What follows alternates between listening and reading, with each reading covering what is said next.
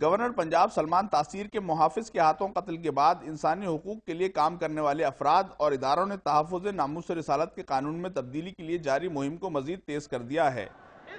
اور ان کا مقابلہ ہے ملک کی ان مذہبی جماعتوں سے جو بیشتر مذہبی معاملات پر الگ الگ رائے رکھتی ہیں، مگر قانون تحفظ ناموس رسالت کے معاملے پر تمام چھوٹی بڑی مذہبی جماعتیں متحد دکھائی دیتی ہیں اور ان کی سربراہی کر رہے ہیں حال ہی میں حکومت سے علیحدہ ہونے والے جمعیت علماء اسلام کے سربراہ مولانا فضل الرحمان۔ مولانا نے اتوار کو کراچی میں ہونے والی تحفظ ناموس رسالت ریلی میں بھی حکومت وقت اور اس قانون میں تبدیلی کا مطالبہ کرنے والوں کو آڑے ہاتھوں لیا۔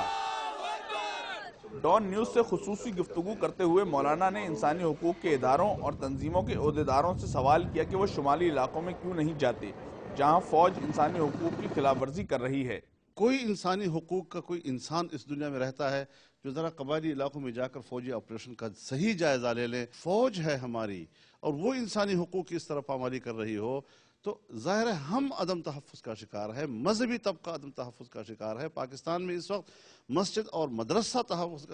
عدم تحفظ کا شکار ہے، داڑھی اور پگڑی عدم تحفظ کا شکار ہے۔ ہم ان سے ڈر رہے ہیں، خدا کے لیے ہمیں ان سے بچایا جائے۔ مولانا فضل الرحمان کی رائے میں گورنر پنجاب سلمان تاثیر کا قتل ان کی جانب سے دیے جانے والے بیانات کے باعث پیدا ہونے والے اشتعال کا نتیجہ ہے۔ آپ اپنے ملک کے قانون کو کالا قانون کہہ رہے ہیں۔